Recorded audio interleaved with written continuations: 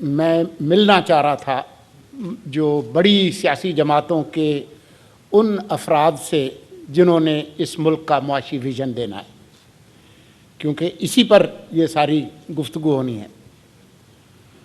1993 کے جو صدارتی انتخابات تھے امریکہ کے، اس میں آرکنسا کے جو سابق گورنر ولیم جیفرسن کلنٹن، ان کے جو انتخابی مہم کے جو سربراہ تھے جیمز کارول، انہوں نے اپنے دفتر میں ایک بڑا سا کاغذ چپکا کے رکھا تھا اپنے جو انتخابی مہم کے جو سرگرم کارکن تھے ان کے لیے۔ تو وہاں پر وہ لکھا تھا اٹس دا اکانومی اسٹوپڈ۔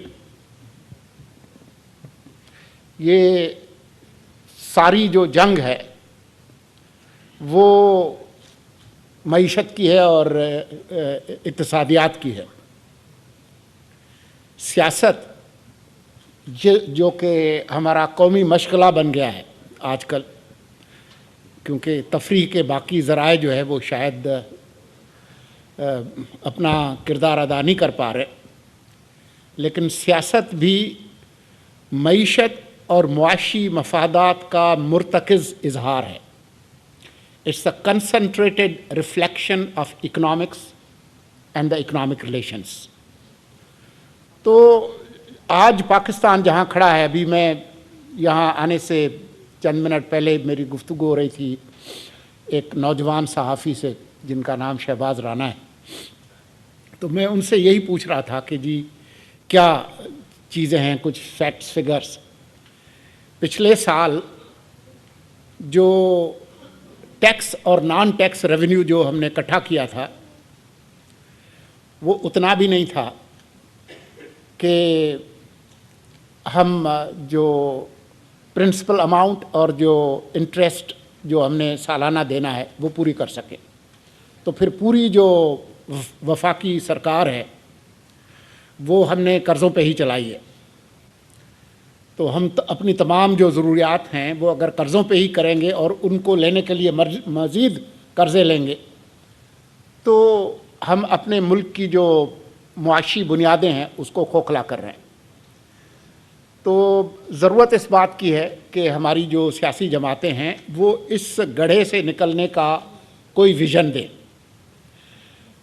منشور تو مینیفیسٹوز جو ہیں وہ تو آ جاتے ہیں، شاید 3-4 جماعتوں کے آ بھی گئے ہیں، لیکن وہ کتنے حقیقت پسندانہ ہیں اس پر گفتگو ہونی چاہیے۔ کہنے کے لیے تو بہت آسان ہے کہ جی میں 300 یونٹ بجلی جو ہے وہ فری کر دوں گا، میں جو ہے وہ تعلیم جو ہے وہ یونیورسٹی تک فری کر دوں گا، میں جو ہے وہ تنخواہیں کوئی کہے گا کہ میں ڈبل کر دوں گا، دوسرا کہتا ہے کہ میں ٹرپل کر دوں گا۔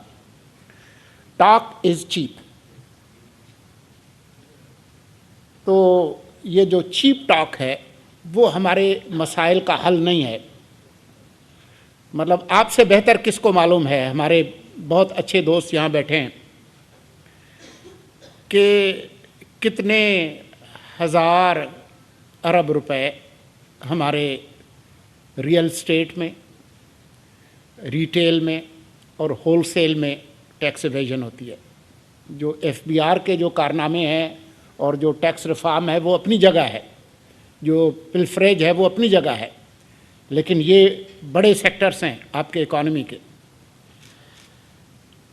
زراعت آپ کی جو جی ڈی پی ہے اس کا تقریباً 1/4 ہے، اور اگر $350 ارب اگر آپ کی جی ڈی پی ہے تو یہ کوئی $87.5 بلین کے قریب بنتے ہیں۔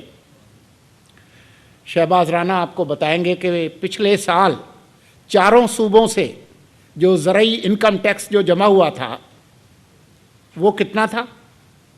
3 ارب کے قریب۔